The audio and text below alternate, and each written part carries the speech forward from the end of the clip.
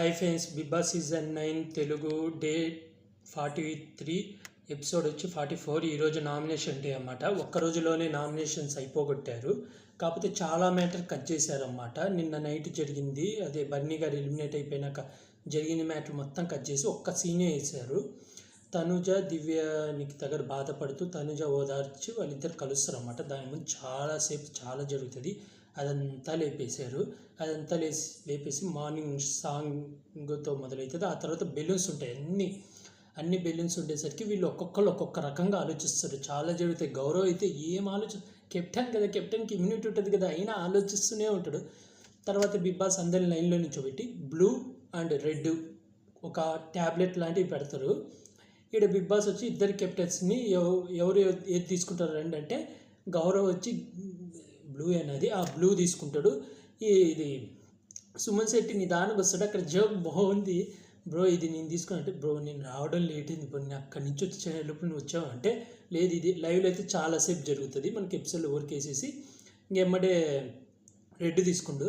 Red వచ్చేసి save అన్నమాట. సుమన్ శెట్టిని ఎవరు ఎలిమినేట్ చేయడానికి వీల్లేరు, రెడ్ సేవ్.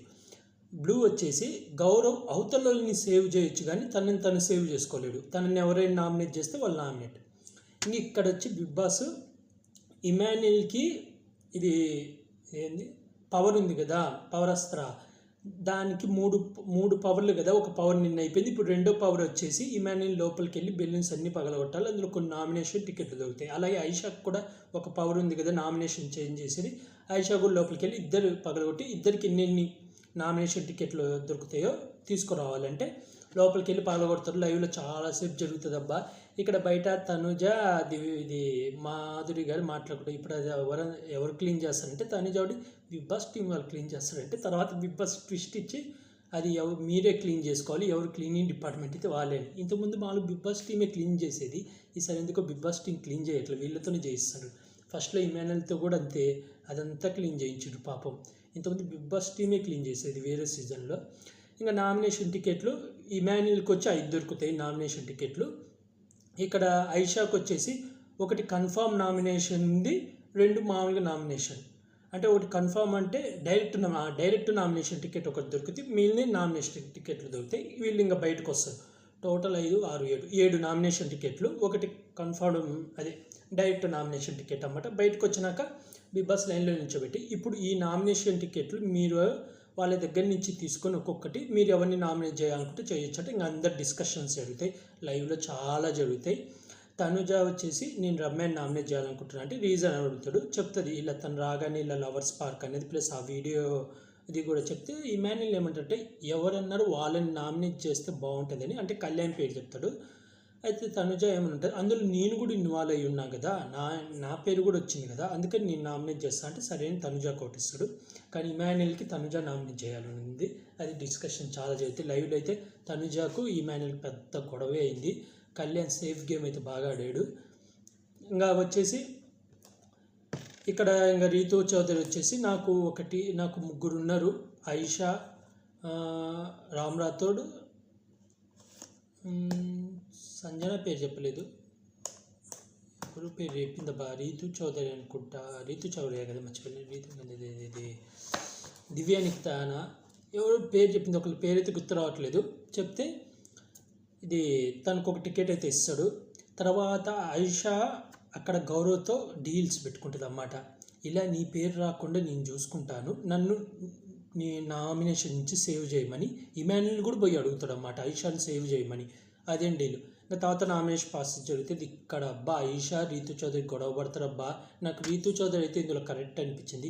ఈరోజు జరిగిన నామినేషన్లో రీతు చౌదరి ఐషా మాట్లాడిందే పాయింట్ అనిపించింది. మిగతా వాళ్ళందరినీ నాకు అంత పాయింట్లు నచ్చలేదు.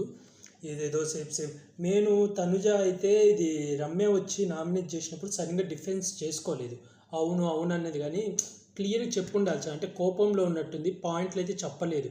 మొన్న చెప్పినట్టు పాయింట్లు చెప్పలే, ఇలా గేమ్ ఆడలేదు అన్నది. అవును నేను 100% ఇచ్చా కానీ గెలవలేకపోయినా, కానీ నా 100% అయితే నేను ఇచ్చాను, మొన్న గేమ్ గెలిచాము, అందులో నాది కూడా ఉంది కదా అని అవి చెప్పుంటే బాగుండు. కానీ ఏదేదో మాట్లాడింది. తర్వాత ఇక్కడ రమ్యని వచ్చి నామినేట్ చేసినప్పుడు కూడా రమ్య కొన్ని క్వశ్చన్లు అడిగినప్పుడు చెప్పకుండా వెళ్ళిపోయి కొంచెం ఇవాళ బిహేవియర్ కొంచెం అంత బాగాలేదు. కానీ కళ్యాణ్కి సపోర్ట్గా అయితే బాగా మాట్లాడింది. కళ్యాణ్ వెనకేసుకొని వచ్చి చేతులు వేసింది అయితే నాకు ఏమీ తప్పు అనిపించలేదు, ఆ చేతులు వేసిందని చెప్పి మళ్ళీ వేయించుకొని వెళ్ళి చూపించింది. కళ్యాణ్ని బాగా డిఫెండ్ చేసింది. ఆ డిఫెండ్ చేయడం వల్ల కళ్యాణ్ నామినేషన్ సంజన గారిని వేసాడు. రూల్ ప్రకారం కళ్యాణ్ తనుజాని వేయాలని ఇమాన్యుల్కి చెప్తాడు. ఇమాన్యుల్ కూడా తనుజాని వేయాలని ఉంది. వేయాలన్నప్పుడు వేయచ్చు కదా, మళ్ళీ ఎందుకు సేఫ్ గేమ్ ఆడడం, మళ్ళీ లైవ్లో అంటాడు నేను ఆడలేదు, నేను ఆడి ఉంటే ఎందుకు ఇస్తా వాళ్ళకి స్లిప్లు అన్నాడు. ఇక్కడ లాస్ట్లో కళ్యాణ్ వచ్చేసి సంజన గారిని నామినేట్ చేస్తాడు అన్నమాట. దెబ్బకి ఇమాన్యుల్ వేసి నువ్వు ఎలా నామినేట్ చేస్తావు, నువ్వు తనుజాని నామినేట్ చేయాలనుకున్నావు కదా, ఎలా సంజనాని నామినేట్ చేస్తావని మొత్తం చెప్పేస్తాడు. ఇంకా దాంతో లైవ్లో అయితే చాలా గొడవ జరిగింది. కళ్యాణ్ కూడా కానీ తనుజాదే తప్పంటుంది. ఇక్కడ తనుజ ఏం చేసిందంటే శనివారం మనకు జరిగింది కదా, ఇక్కడ ఐషాను వీళ్ళకు బ్రేక్ ఇచ్చారంట. ఇక్కడ ఐషా పవర్ తీసేసుకోవాలా లేదా అని కొన్ని పాయింట్లు నేను ఇక్కడ ఇమాయిల్ని దివ్యానికితని అడిగిందంట. వాళ్ళు వద్దు అని నెగిటివ్గా చెప్పారంట. కానీ ఇక్కడ మధ్యలో వాష్రూమ్కి పోయినప్పుడు ఐషా వచ్చి మాట్లాడి అప్పుడు ఎందుకు అలా చేసిందని కన్విన్స్ అయ్యి లేచి ఐషా పాజిటివ్గా మాట్లాడింది. అంటే కొంచెం నెగిటివ్ కొంచెం పాజిటివ్గా. అది ఇమాన్యుల్కి నచ్చలేదు. సేఫ్ గేమ్ ఆడుతుంది, తనక్కడ పవర్ ఉందని తనకి క్లోజ్ అవ్వాలని, అంటే తను టార్గెట్ అని చెప్పినా కూడా తనని టార్గెట్ అని పెట్టుకోకుండా సేఫ్ గేమ్ ఆడుతుంది అని చెప్పి వీళ్ళ దృష్టిలో సేఫ్ గేమ్ అని. ఇది కళ్యాణ్ కూడా దృష్టిలో కూడా సేఫ్ గేమ్ అయిపోయిందంట. కళ్యాణ్ కామైన సహాయం చేసి ఇంకా కన్ఫెషన్ రూమ్లోకి పోయి కళ్యాణ్కి పాజిటివ్గా మాట్లాడి కళ్యాణ్కి నెగిటివ్ రాకుండా చేసింది. అదే తనుజ పోయి అవును సార్ చేతులు వేస్తున్నాడు నెగిటివ్ మాట్లాడుంటే ఈరోజు కళ్యాణ్ ఫుల్ నెగిటివ్ వచ్చేది. కళ్యాణ్ అదే భయంతో రమ్యాన్ని నామినేట్ చేయలేకపోయాడు. మళ్ళీ తనుజాని ఫేక్ అంటుండు. అది గొడవ మెయిన్ మ్యాటర్. అయితే ఇంకా తనుజ రియలైజ్ అయ్యి నేను చేసిన తప్పు ఏంటంటే నిన్నేం మిమ్మల్ని అడగడం అలా అడగకుండా ఉండాల్సిందే అని. కరెక్టే, ఇదే తప్పు యష్మి కూడా చేసింది పాత సీజన్లో. నేను పేర్నాన్ని నామినేట్ చేయాలనుకుంటున్నానని చెప్పి అందరికీ చెప్పింది. అక్కడికి పోయి పేర్నాన్ని సేవ్ చేయడానికి వస్తే ఇది టేస్ట్ తేజ రివర్స్ వేసి నువ్వు ఫేక్ ఫ్రెండ్ ఫేక్ బాండింగ్ అని చెప్పిండు. అప్పటి నుంచి పేర్నాన్ని నామినేట్ చేయకపోతే క్లైమాక్స్లో వచ్చి మీరు కలిసి ఆడుతున్నారు మళ్ళీ నామినేట్. ఇక్కడ మనం మాట్లాడుకుంటే డిస్కషన్లు ఎవరికి షేర్ చేయకూడదు. నాగార్జున గారు అదే చెప్పేది. ఇప్పుడు షేర్ చేయడం వల్ల తనుజ నెగిటివ్ అయిపోయింది. అంటే తన ఒపీనియన్ మార్చుకుంది, ఇన్ఫ్లుయెన్స్ అవుతుంది. ఎమ్మడి వారం నుంచి లేదు ఒక్క 10 నిమిషాలు 2 నిమిషాల్లో ఇన్ఫ్లుయెన్స్ అయిపోయిందని చెప్పి తను బ్యాడ్ చేస్తాను. ఇక్కడ ఇమాన్యుల్కి తనకి బాగా గొడవైంది లైవ్లో. అయితే చూడాలా రేపు కలుసుకొని మాట్లాడతారో లేదో. ఓవరాల్గా అయితే ఇవాళ నాకైతే నామినేషన్ పాయింట్లో రీతు చౌదరి ఒక్కటే నచ్చింది, మిగతా వాళ్ళందరికీ అంత నచ్చలేదు. మెయిన్ కళ్యాణ్ కూడా పవర్స్ ఏమీ ఉండకూడదు మీ కాడ అంటే అది బిగ్ బాస్ ఇచ్చాడు ఆ పవర్స్. అదైతే ఫస్ట్లో మీకు పవర్ లేలే, మీరు ఓనర్స్ అని చెప్పి ఇంట్లో మీ ఇష్టం వచ్చినట్టు కూర్చొని అన్నీ చేసి వాళ్ళని టెనర్స్ని ఎంతలాగా హింసించిండ్రు, కాఫీలు కూడా ఇవ్వకుండా. అదేమన్నా బిగ్ బాస్ చెప్పిండా? మీరు అన్ని పనులు చెప్పుకో. మీరు కూడా ఫస్ట్ వీక్ నామినేషన్ నుంచి సేవ్ అయినరుగా సుత్తి తీసుకొని, అది కూడా తప్పేగా. వీళ్ళకి పవర్స్ ఇవ్వకూడదు అంటే వాళ్ళకి కూడా పవర్స్ ఇవ్వచ్చు. ఓవరాల్గా ఇవాళ నామినేషన్స్ అంతగా ఏమీ లేవు. నేను తనుజ పాయింట్లు బాగా చెప్తుంది అనుకున్నాను, కానీ కోపంలో సరిగ్గా పాయింట్లు చెప్పలేదు, ఏదో అనేయాలని అనేసింది. కానీ ఇక్కడ రమ్య కూడా బిహేవియర్ చాలా బాగాలేదు. ఏ గీ అని మాట్లాడుతుంది, అది కూడా మార్చుకోవాలి. ప్లస్ రమ్యకు అర్థంగా అంది ఏంటంటే బాండింగ్స్ లేవు అంటుంది. రామ్ రాథోడ్ సుమన్ శెట్టితోనే క్లోజ్గా ఉంటుంది, వాళ్ళతోనే మాట్లాడుతుంది. మళ్ళీ ఇవాళ నించోబెడితే వీళ్ళు నించుంటారు కదా, సుమన్ శెట్టి అక్కడ చివరి అక్కడికి పోయి రామ్ రాథోడ్ పక్కకు నెట్టేసరి సుమన్ శెట్టి పక్కకు పోయింది. అంటే జనాల దృష్టిలో సుమన్ శెట్టి మంచిగా అవుతున్నాడు అని చెప్పి సుమన్ శెట్టితో క్లోజ్ ఉంది. కానీ ఇంకో విషయం ఏంటంటే ఈమె అందరితో మాట్లాడాలా. ఇప్పుడు నామినేషన్ అయిపోయింది, తనుజ గురించి లైవ్లో అందరూ మాట్లాడుతున్నారు, రమ్య అస్సలు కనపడలే. ఇలా కనపడకుండా ఊరిక టాస్క్లు ఒక్కటి ఆడుతుంటే కుదరదు. కంటెంట్ ఇవ్వాలా, అందరితో మాట్లాడాలా, వాళ్ళు పాయింట్లు చెప్తుండాలా. నేను నామినేట్ చేసినా అంట, ఏదో నామినేట్ చేసినాక అగ్ చేసుకోకూడదు అంట. ఇది ఎక్కడ రూలు? ఎందుకు అగ్ చేసుకోకూడదు? గొడవ వచ్చినాక ఇంకా అదే కంటిన్యూ చేస్తారు, అదే ఇంట్లో ఉండాలి. అగ్ చేసుకుంటే తప్పేముంది? అది కూడా అగ్ చేసుకుంటే ఎప్పుడు 3 రోజుల తర్వాత.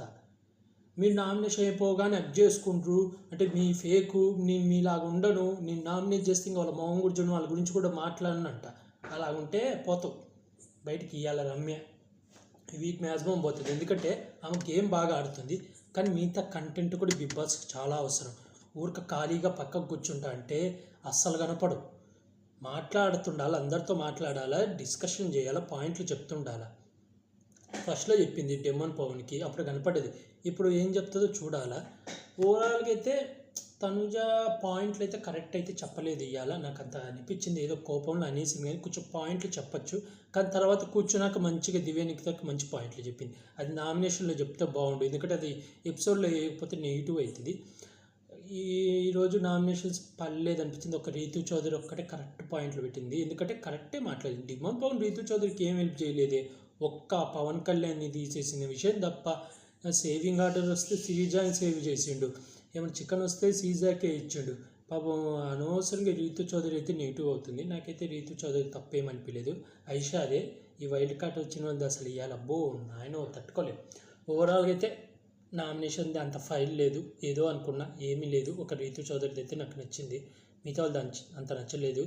అలాగే ఈ వారం మీరు ఎవరికి సపోర్ట్ చేస్తున్నారో కామెంట్ చేసి చెప్పండి ఫ్రెండ్స్. అలాగే ఎవరు నామినేషన్ పాయింట్లు మీకు నచ్చాయో కూడా కామెంట్ చేయండి. అలాగే ఈ వారం మీరు ఎవరికి ఓటేస్తున్నారో కూడా కామెంట్ చేయండి ఫ్రెండ్స్. అలాగే ఇలాంటి బిగ్ బాస్ రివ్యూస్ కానీ బిగ్ బాస్ అప్డేట్స్ కానీ కావాలనుకుంటే నా యూట్యూబ్ ఛానల్ని సబ్స్క్రైబ్ చేసుకోండి friends. Like, share, comment, subscribe friends. Bye.